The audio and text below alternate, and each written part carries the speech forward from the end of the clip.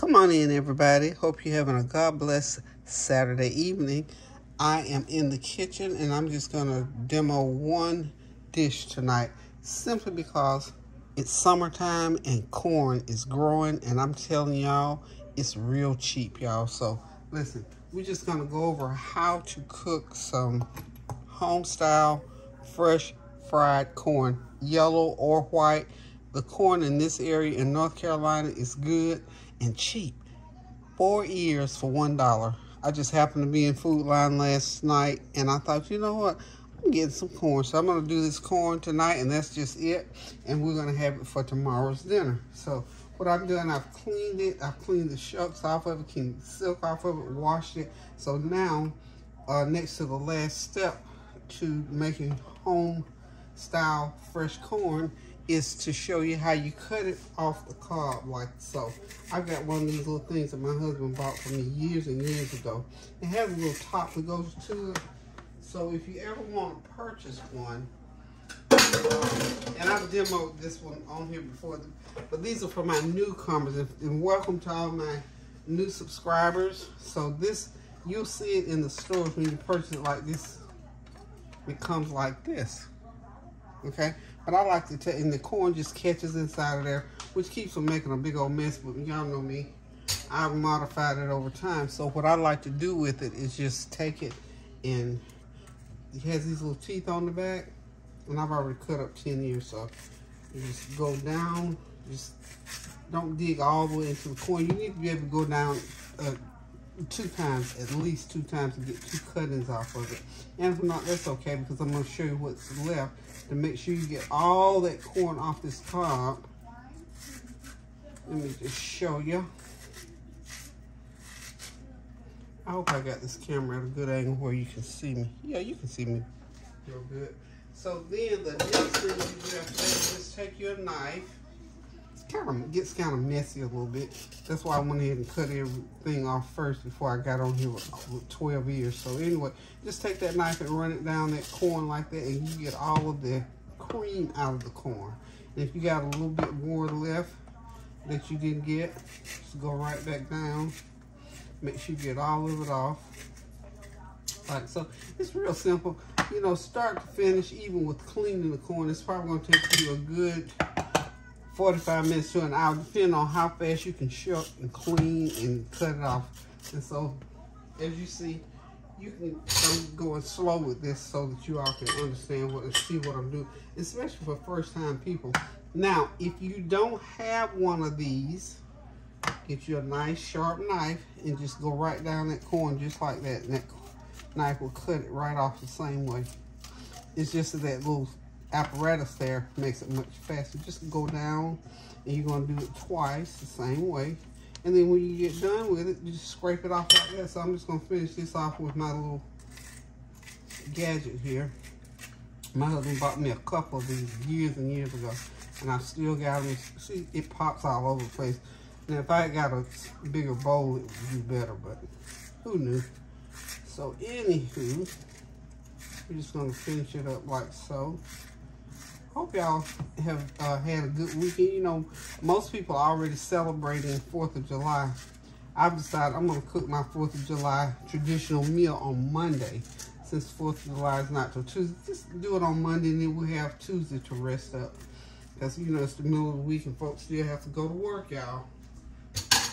Fortunately, I don't have to get out to go to work. I work right here in my home, but I don't have to get dressed to get up and go out to a job, so we just gonna go. But you know what? In my neighborhood, my neck of the woods, y'all, I'm gonna wash my hands right quick here. I've been hearing fireworks go off since last night, so everybody around here is celebrating already. So what I'm gonna do is I'm gonna get my skillet heated up, and I'm gonna get it nice and warm. I'm gonna use a stick of butter. This is almost a stick, and I'm gonna, so that I can empty up my Smart Start container, I will use the rest Smart Start. That way I can go ahead and open my new container. That little bit there. I'm just gonna take a spoon So by the time I get all this out, this will be get heated up real good. But now you can't have the heat real high just to get the butter melted. Okay, get it melted up really good. So that's good enough, I think.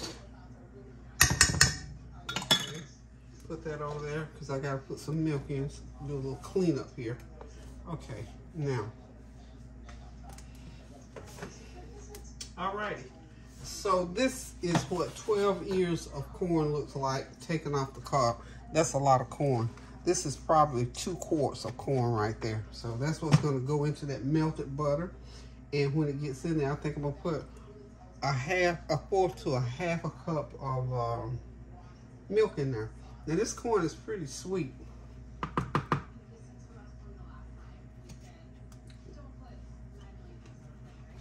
Pretty sweet. Most of the time, the corn that you buy in this area, you don't have to add any sugar to it because it's usually pretty sweet. Like this corn is good and sweet. To me, I like it. It's real nice and sweet. And I've had some that's sweeter. But anyway, I've been watching the weather. In fact, we had weather here in my area. If we had a little rain tonight, Tansy and Kareem and I went out to dinner. We ate at Outback. Tansy decided she was home, got home from work this weekend, and she wanted to go out to dinner. So I said, well, yeah, come on, let's go. We went out and had dinner at Outback. I had that blooming onion, something I hadn't had in a long time.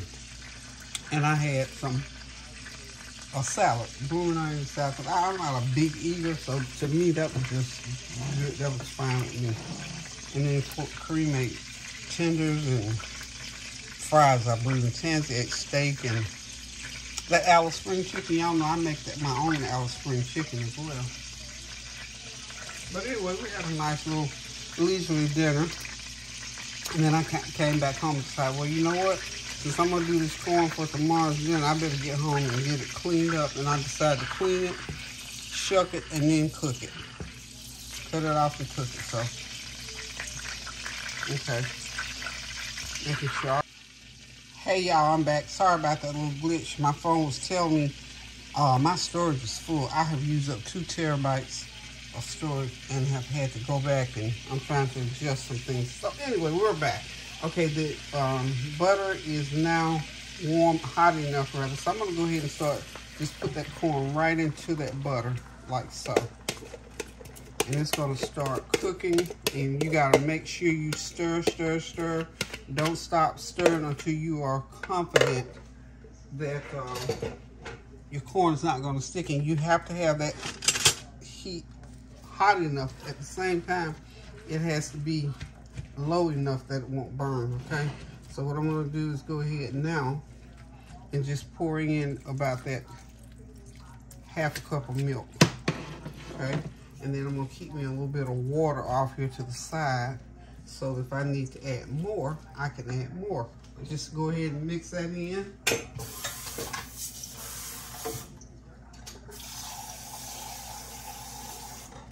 Okay. And you have to keep that heat up to where it'll start cooking. When you see it starts to cook and bubble, go ahead and turn that heat down there, because corn will scorch real quick. I've seen my husband brought to tears over corn when he had heat up a little bit too high, and once it scorches, forget it, you have to throw it out, because you cannot. There's no when it's really scorched bad enough. We tried and tried and tried. This is like 1 dozen ears of corn. We had done 2 dozen ears. And sometimes if you don't have a pan big enough, or if you put too much in a pan of something like this that you're trying to keep from sticking, it's not a good idea to do it. So for me, this is a lot, and it's enough. As much as you should try it one time for me.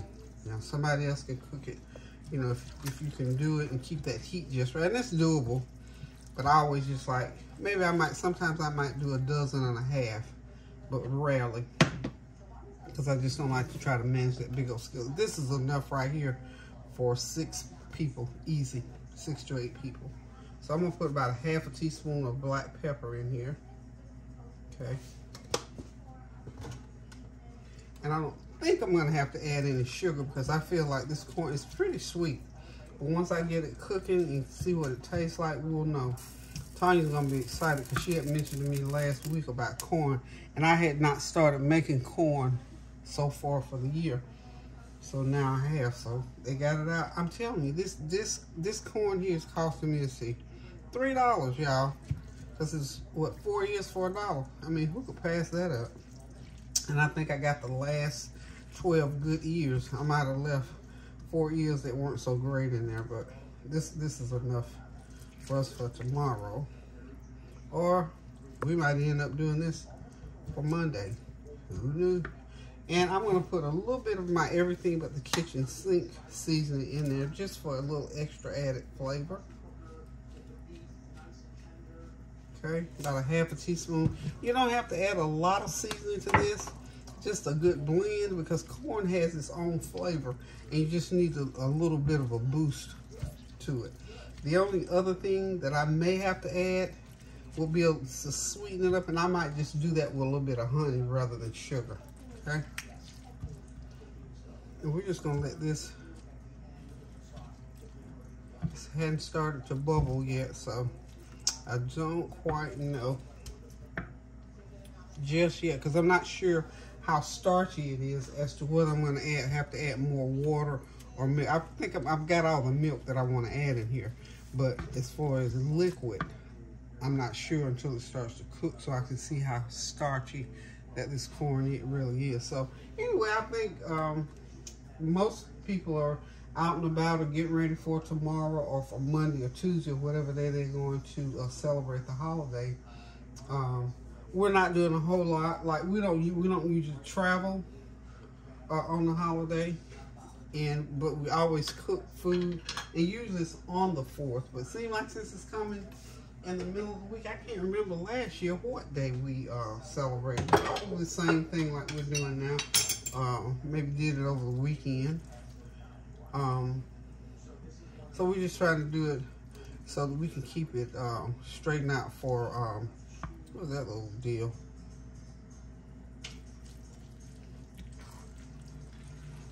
Who knew? Who knew? But anyway, just continue to stir. Continue to stir. See, it's starting to, you can see the smoke is kind of coming off of there a little bit. Okay. That was a clump of black pepper out of my everything but the kitchen sink seasoning. I know the cook patrols, I'm not gonna, the cook, not patrol, cook patrol, I'll figure my word in a minute. But anyway, I know y'all are trying to figure out, what's that brown thing in there? Well, trolls, the cook trolls. I couldn't think of trolls, I said patrol, the cook troll patrol. But anyway, we're just going to continue to stir this because we do not want this corn to stick. I'm telling you, we cannot let... There's work to doing this corn. That's another reason why we don't want... Because we don't want to have to start back over. One thing I think I'm going to work on as I'm doing my cookbook, I'm going to work on canning. Some people can do this corn, cut it off, blanch it, then can it, take that corn out next year sometime, and it is just as good as, you know, just bringing it out fresh. I've got to work on that. I know one of my mom's neighbors used to be able to do canned corn and put it up, you know, put it in those jars, and it'd be just as good as new when the time comes to eat it. That's some work too, y'all. And people who can, I know a friend of mine used to can. And she didn't do a lot of other stuff, but she canned, and that was all she did at certain times. So y'all hang tight, and I'm gonna be right back. Okay, y'all, I am back. This corn is just about done. As you can see, it's bubbling, it's cooking. You see it has plenty of nice butter in there.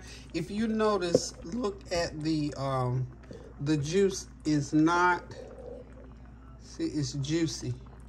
Nice and juicy.